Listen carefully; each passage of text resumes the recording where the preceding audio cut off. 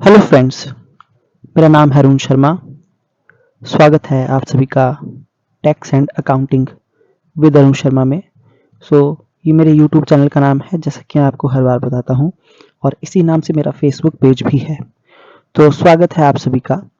आज मैं आपको इनकम टैक्स रिटर्न के बारे में बताऊंगा कि what is income tax return और आईटीआर को फाइल करने से आपको क्या क्या फायदे हो सकते हैं, उसके बारे में मैं आपको बताऊंगा।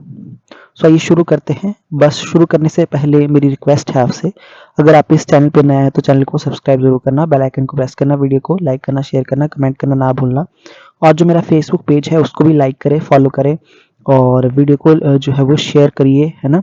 और अगर आपने जो है वो अकाउंटिंग टैक्स का काम या फिर जीएसटी रिटर्न्स, ठीक है, ये सारी चीज़ें करवानी है तो आप मेरे दिए गए नंबर पे संपर्क कर सकते हैं। बहुत ही जो है नॉमिनल प्राइस पे मैं आपका काम कर दूंगा।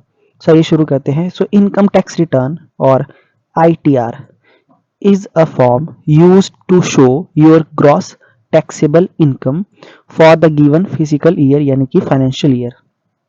तो ये एक टाइप का फॉर्म होता है जिसको यूज किया जाता है अपनी ग्रॉस टैक्सेबल इनकम को शो करने के लिए। The form is used by tax payers to formally declare their income, deductions claimed, exemptions and taxes paid. ठीक है, तो ये जो फॉर्म होता है टैक्स पेयर के द्वारा जो है ये यूज किया जाता है, अपनी इनकम को डिक्लेयर करता है वो इस फॉर्म में। जो भी डिडक्शंस उसने क्लेम की है उसको, एग्जम्पशंस और जितना भी टैक्स पे किया है वो सारी चीजें जो है इसमें दिखाई जाती हैं। So it calculates your net income tax liability in a physical year. ठीक है, तो इसके थ्रू क्या कैलकुलेट होता है, इसके थ्रू आप कैलकुलेट करते हैं अपनी net income tax liability. Okay, according to the income tax act of 1961, a person under 60 years of age must file tax returns if a part of their income is taxable। ठीक है, देखिए अगर जो है आपकी जो है वो टैक्सेबल इनकम बनती है, मतलब ये आपकी इनकम जो है उस लिमिट तक पहुंच जाती है जिस पे आपको टैक्स देना जरूरी है, तो आपको क्या करना पड़ेगा। अगर आप जो है अंडर जो है वो 60 ईयर ऑफ एज हैं तो आपको जो है वो इनकम टैक्स रिटर्न को फाइल करना पड़ेगा। If your taxable income exceeds ₹5 lakh in a financial year और you have paid advance tax, you also need to file an ITR।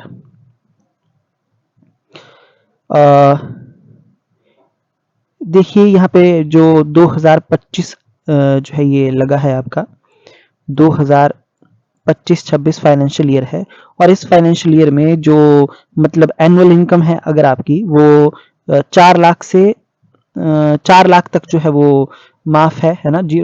Okay, उसके बाद जो है आपका मतलब 4 लाख से ऊपर, है ना, और 8 लाख के बीच में जो है वो टैक्स बनने लग जाएगा। अगर मतलब आपकी इनकम जो है वो 4 लाख से एक्सीड कर जाती है, सॉरी यहाँ पे 5 लाख नहीं, यहाँ पे 4 लाख होना चाहिए था। ठीक है, अगर आपकी इनकम 4 लाख से ज्यादा बन जाती है तो आपको जो है टैक्स पे करना पड़ेगा, या अगर आप एडवांस टैक्स पे कर रहे हैं, ठीक है, एडवांस टैक्स पे करते हैं अगर आप, तो भी आपको जो है आईटीआर फाइल करनी पड़ेगी। बोलने का मतलब ये है, ठीक है।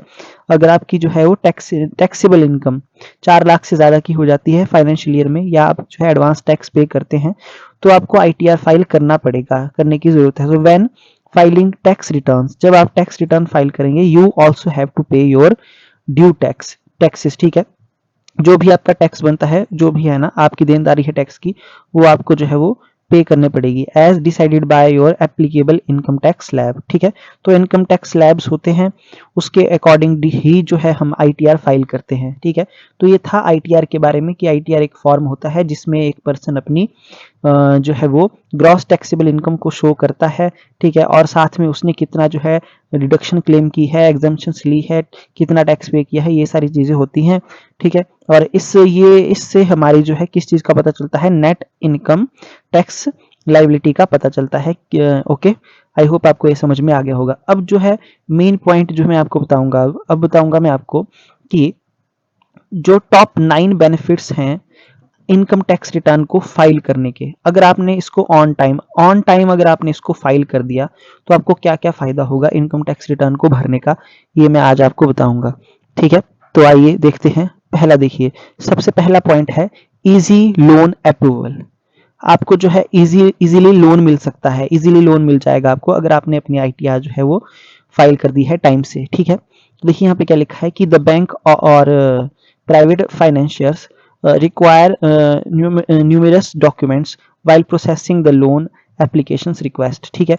देखिए सपोज करिए जैसे कि मैं अपनी कंपनी के लिए लोन ले रहा हूँ, तो जो भी बैंक होगा या कोई प्राइवेट इंस्टीट्यूशन होगा जो बैंक लोन प्रोवाइड करता है या फिर जो लोन प्रोवाइड करने वाले इंस्टीट्यूशंस हैं, वो क्या डिमांड करेंगे, उनको जो है वो वेरियस डॉक्यूमेंट्स चाहिए होंगे, है ना।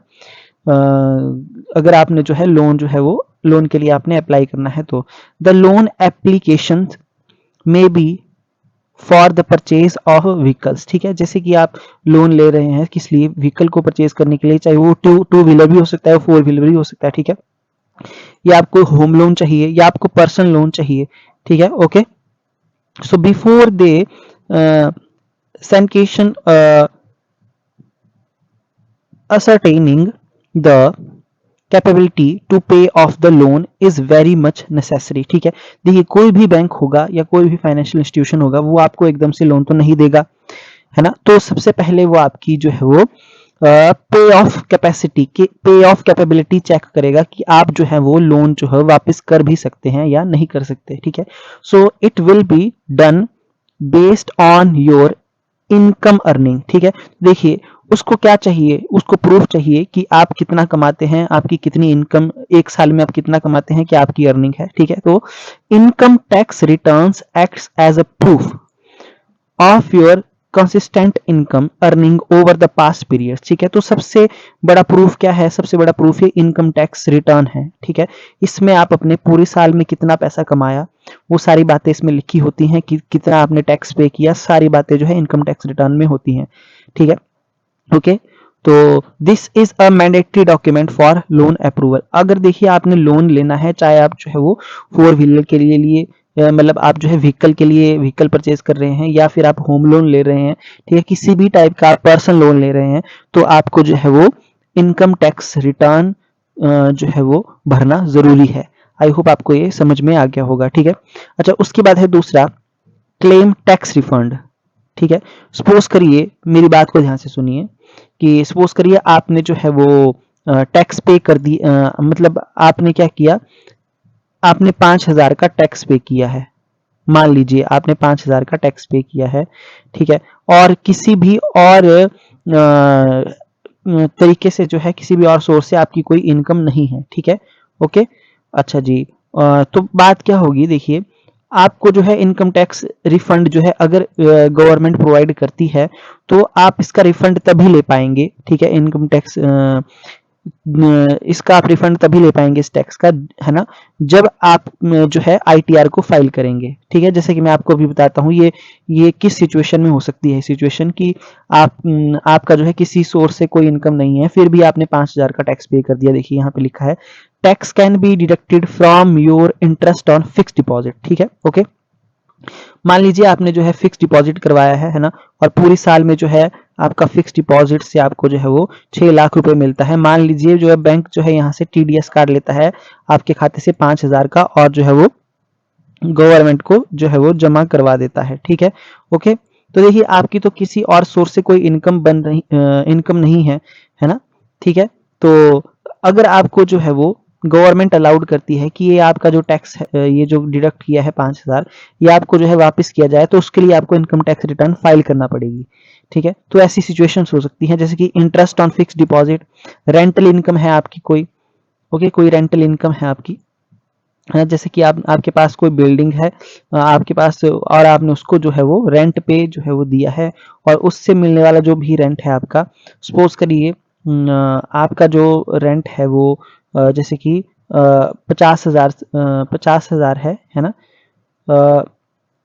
मान लेते हैं जो रेंट है वो 60,000 है, ठीक है, ओके जी। तो और यहाँ पे जो मतलब टैक्स डिडक्ट करता है पर्सन, जो आपको पे करता है पैसा, जैसे कि 10,000 रुपए वो टैक्स डिडक्ट करके आपको देता है, यानी कि 50,000 आपको नेट मिल जाता है और बाकी का 10,000 आपका टैक्स जो है वो हर महीने कटता है। तो पूरे साल में आपका 1,20,000 रुपए जो है वो कट रहा है, ठीक है, ओके जी। तो अगर आपकी कोई टैक्स लाइबिलिटी नहीं है और ये टैक्स जो है आपका काट लिया गया है, तो आपको ये रिफंड किया जाएगा गवर्नमेंट के द्वारा, है ना। तो इसके लिए अगर आपने जो है वो टैक्स रिफंड लेना है, तब भी आपको आईटीआर फाइल करना पड़ेगी। ओके जी, तो यहाँ पे लिखा है tax can be deducted, tax आपका डिडक्ट हो सकता है इंटरेस्ट ऑन फिक्स डिपॉजिट से, रेंटल इनकम से, या कंसल्टेंसी इनकम से, या सैलरी इनकम से आपका टैक्स जो है वो कट हो सकता है। ठीक है, गवर्नमेंट जो है या फिर कोई प्राइवेट बड़ी कंपनीज होती हैं, वो अपने जो एम्प्लॉइज को सैलरी पे करती है वो टीडीएस काट के ही करती है। ठीक है, अच्छा, तो टैक्स वो डिडक्ट करके ही करती है। ओके जी, so there may be instances where tax has been deducted, है ना, यानी कि टीडीएस, है ना, is more than the tax due on your total income और you have no tax liability for that year. तो देखिए यहाँ पे ये कुछ एग्जाम्पल बताए गए थे।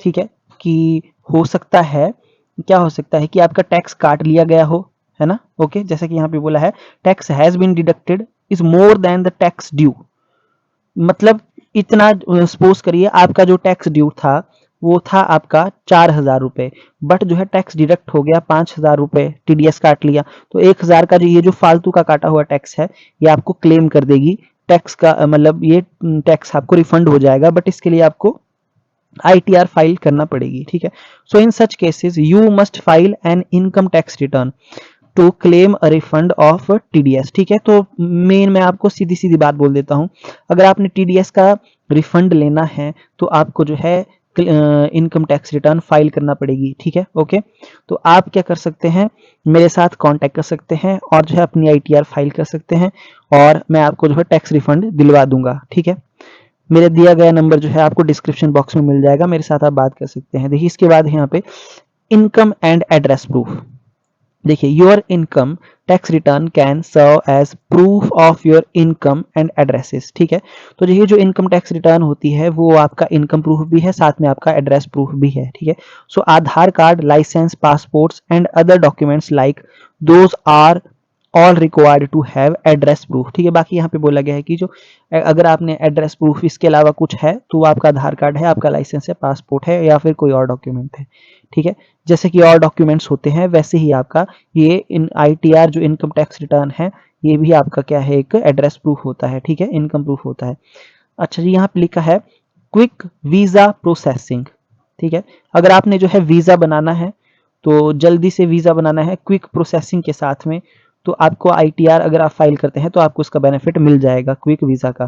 तो व्हेन अप्लाइंग फॉर वीजा, जब आप वीजा के लिए अप्लाई करेंगे, most embassies and consultants require copies of your tax return, तो उनको क्या चाहिए होगा, टैक्स रिटर्न की copy from the past couple of years. ठीक है, ओके, 2-3 साल की जितने की भी उनको जो है इनकम टैक्स रिटर्न चाहिए आपकी। ठीक है, सो these documents are between the mandatory requirements as they illustrate the person's civic responsibility, so it is advisable to file। ठीक है, इसलिए आपको क्या करना पड़ेगा कि आप टाइमली अपनी आईटीआर जो है वो फाइल करिए। ठीक है, ओके, तो मैं आपको बता देता हूँ लास्ट डेट जो है वो है 15 सितंबर की लास्ट डेट है।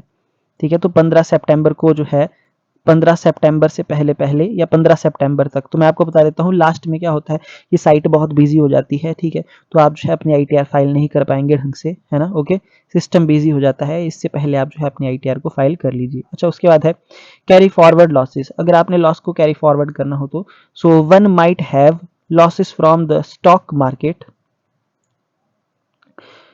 By doing business, loss from rental income of house property.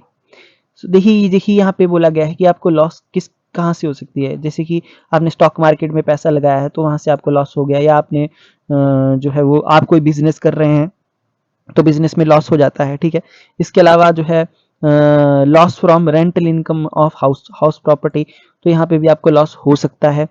ठीक है, so these losses can be offset against the income of future years. ठीक है, तो इनको जो है आपको सेट ऑफ करना पड़ेगा इन लॉस को against the income of future year, so thereby reducing your tax liability. ठीक है, तो कैसे करेंगे, अब आपकी टैक्स लाइबिलिटी को रिड्यूस करके, so only by filing your return within the original due date you can carry forward losses to subsequent year. ठीक है, तो देखिए जब हम इनकम टैक्स रिटर्न फाइल करते हैं तो ये जो आपका लॉस होता है उसको भी जो है वो कैरी फॉरवर्ड करना पड़ता है आपको, ठीक है। तो you can carry forward losses to subsequent years only by filing your return, ठीक है। ओके, अपनी इनकम टैक्स रिटर्न को फाइल करके क्या कर सकते हैं, वो भी within the original due date आप इस लॉस को कैरी फॉरवर्ड कर सकते हैं, ठीक है। So without filing an income tax return this benefit would not be possible, ठीक है। तो अगर आपने अपनी लॉस को क्या करना है, कैरी फॉरवर्ड करना है, मतलब जो कैरी फॉरवर्ड लॉस को सेट ऑफ करना है, तो आपको इनकम टैक्स रिटर्न को फाइल करना पड़ेगा, ठीक है। ओके, ये भी आपको फायदा मिलता है इससे। उसके बाद ऑब्टेनिंग गवर्नमेंट टेंडर्स, ठीक है। तो नाम से ही आपको समझ आ गई होगी, अगर आपने गवर्नमेंट के टेंडर लेने हैं तब भी आपको फाइल करना पड़ेगी। फॉर कॉन्ट्रैक्टर, जो कॉन्ट्रैक्टर होते हैं, these returns must be file on time, तो उनको ये जो रिटर्न है आईटीआर, ये बिल्कुल टाइम पे फाइल करनी पड़ती है, ठीक है जी। एक्सट्रीमली एक्यूरेटली एंड ऑडिटेड, ठीक है। और वो कैसी होनी चाहिए, मतलब वो बिल्कुल करेक्ट होनी चाहिए, ऑडिटेड होनी चाहिए अगर जरूरी है तो।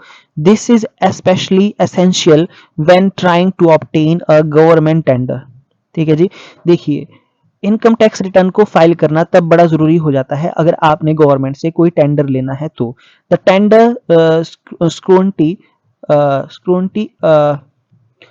कमेटी में occasionally inspect this work. So it is a common practice to check ITR for the last 3 to 5 year, ठीक है जी। तो देखिए यहाँ पे मैं आपको बता देता हूँ, 3 से लेके 5 साल तक की ITR को चेक करेंगे, इनकम टैक्स रिटर्न को चेक करेंगे, उसके बाद ही गवर्नमेंट आपको टेंडर देगी। इसलिए जो है वो ITR को हर साल फाइल करना आपके लिए जरूरी है, खासकर जो कॉन्ट्रैक्टर हैं उनके लिए बहुत जरूरी है, ठीक है।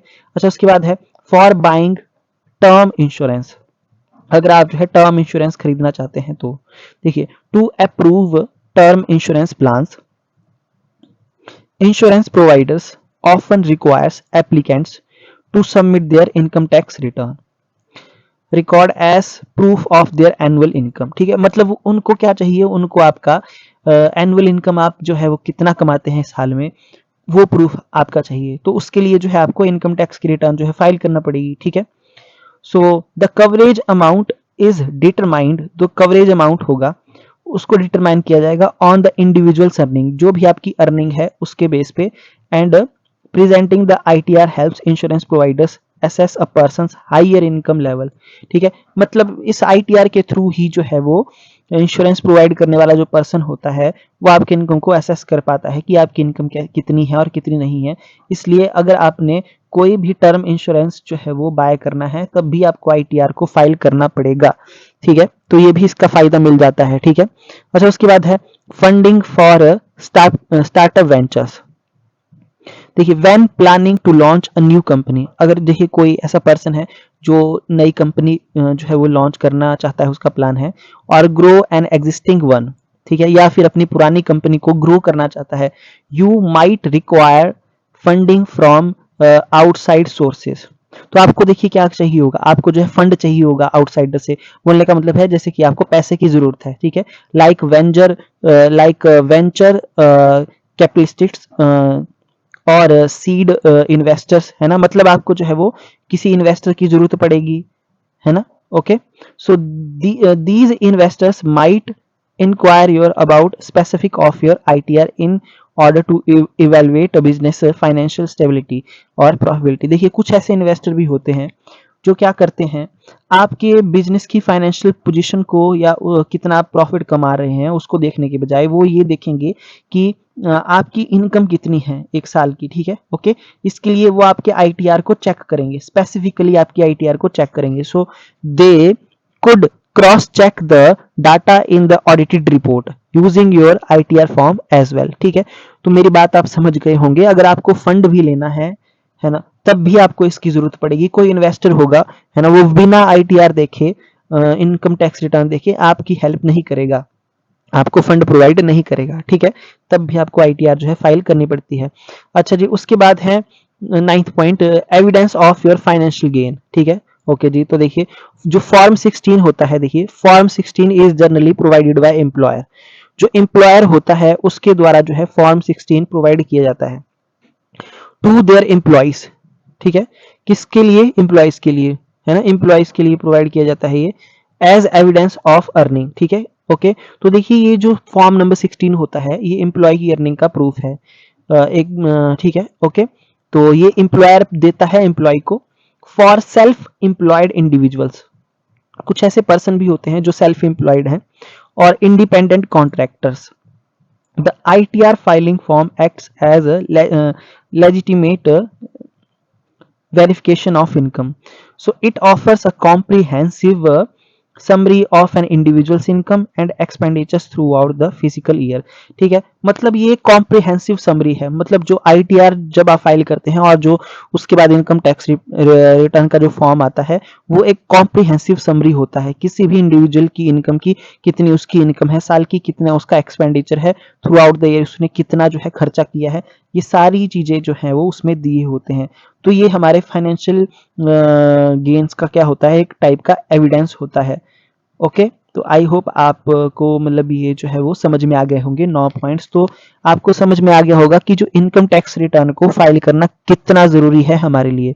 ठीक है, कुछ और भी यहाँ पे बेनिफिट्स बताए गए हैं, देखिए जैसे कि avoid penalty if you are required to file your tax return according to the Income Tax Act but fail to do so, the tax officer has the right to impose a penalty of rupees 5,000 रुपए for the non कॉम्प्लाइंसेस। देखिए जी, अब जो है आपका tax return भरना आपको जरूरी है, और अगर आपने नहीं भरी, आप फेल हो गए भरने में, ठीक है, तो आपको जो है वो टैक्स ऑफिसर क्या करेगा, आपको पेनल्टी चार्ज करेगा आपके ऊपर, आपको 5,000 की पेनल्टी पड़ जाएगी नॉन कॉम्प्लाइंसेस के लिए, आपने जो है टैक्स रिटर्न फाइल नहीं किया है।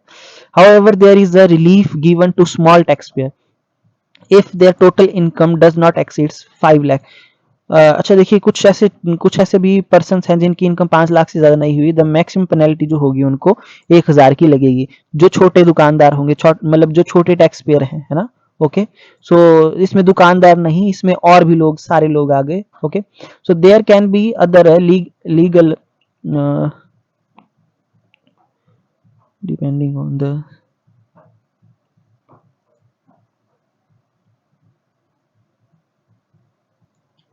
सो देखिए यहाँ पे क्या बोला गया है कि there can be other legal repercussions. Repercussions means नतीजे, जो लीगल नतीजे होंगे, है ना, रिजल्ट्स होंगे, depending on the severity and nature on the non compliances. ठीक है, मतलब जो भी आपने, मतलब अगर आपने रिटर्न फाइल नहीं की है ना, तो आपको जो है इतनी इतनी पेनल्टी पड़ जाएगी, फिलहाल यहाँ पे ऐसा बोला गया है। ठीक है, बाकी मतलब बोलने का मतलब ये है कि जैसे कि किसी को 5,000 की पेनल्टी पड़ रही है और किसी को 1,000 की पेनल्टी पड़ रही है, तो ये जो है वो नॉन कॉम्प्लाइंसेस की नेचर पे डिपेंड करेगा, है ना। ओके, और जो रूल्स हैं वो कितने कठोर हैं, है ना, ओके, उसके ऊपर निर्भर करेगा, जो भी लीगल जो रिजल्ट्स होंगे उनके उनके ऊपर डिपेंड करेगा कि ये जो पेनल्टी होगी वो कितने की होगी, 5,000 की होगी, 1,000 की होगी, या ज्यादा की भी हो सकती है। ठीक है, ओके, अगर आपका ज्यादा टैक्स बनता है, आपने नहीं भरा है, तो उस तरीके से जो है पेनल्टी पड़ेगी आपको। अच्छा, उसके बाद यहाँ पे है protection against black money. In recent years, the government has taken several steps to combat black money, limit money outflows from India. So, with this goal in mind, government made uh, disclosing foreign assets owned by taxpayer in their annual income tax return. देखिए यहाँ पे क्या लिखा गया है, एक बार मैं फिर से पढ़ लेता हूँ कि in recent years government has taken several step to combat black money, ठीक है, and limit money outflows from India with this goal in the mind. तो गवर्नमेंट जो है क्या चाहती है कि प्रोटेक्शन चाहती है, किसके अगेंस्ट, ब्लैक मनी के अगेंस्ट। तो यहाँ पे गवर्नमेंट ने क्या बोला है कि गवर्नमेंट में disclose foreign assets owned by the tax payer. देखिए, अगर अगर टैक्स पेयर के पास कोई भी फॉरेन एसेट है तो उसको भी डिस्क्लोज करना पड़ेगा उसको इनकम टैक्स रिटर्न में। ठीक है, इससे क्या हो जाएगा कि वो जो है यहाँ पे कमाया हुआ पैसा जो है वो इंडिया से बाहर लेके नहीं जा सकता है ना, उस पे भी उसको टैक्स देना ही पड़ेगा। ठीक है, अगर उसके पास कोई फॉरेन एसेट है टैक्स पेयर के पास, तो उस पे भी उसको टैक्स देना पड़ेगा यहाँ पे, ऐसा तो वो भी उसको एनुअल इनकम टैक्स रिटर्न में शो करना पड़ेगा। ठीक है, आई होप आपको ये समझ में आ गया होगा, है ना।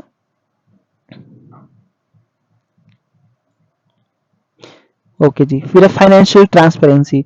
So your ITR gives a detailed account of your financial situation, offer ambiences clear picture of your economic stability. तो देखिए आईटीआर के थ्रू जो है आप अपनी इनकम, आपने खर्चे, ठीक है, अपनी लॉसेस, सब कुछ शो करते हैं कि आपने कितना पैसा कमाया है, कितना खर्चा है, हर एक चीज को बताते हैं। आईटीआर में, इनकम टैक्स रिटर्न में सब कुछ फाइल करना पड़ता है, ठीक है। ओके, तो आपकी जो है फाइनेंशियल ट्रांसपेरेंसी बनी रहती है। तो देखिए ये था आज का वीडियो, इसमें मैंने आपको इनकम टैक्स रिटर्न क्या होती है वो भी बताया, और उसके क्या फायदे हैं इसको भरने के वो भी बता दिया। देखिए 15 सितंबर इसकी लास्ट डेट है, ठीक है। अगर कोई जो है वो फाइल करवाना चाहता है तो करवा सकता है, बड़े नॉमिनल रेट से है मेरे, ठीक है। और कोई अकाउंटिंग या टैक्स का काम, जीएसटी का काम करवाना चाहता है तो मेरे दिए गए नंबर पे संपर्क कर सकता है ना। तो मैंने पूरी कोशिश की है इस वीडियो में आपको इनकम टैक्स रिटर्न के बेनिफिट समझाने की। आई होप आपको अच्छा लगा होगा ये वीडियो। तो मेरे चैनल को सब्सक्राइब करना और फेसबुक पेज को भी फॉलो, लाइक करना, है ना। वीडियो को लाइक करना, शेयर करना, कमेंट करना ना भूलना। Thank you so much.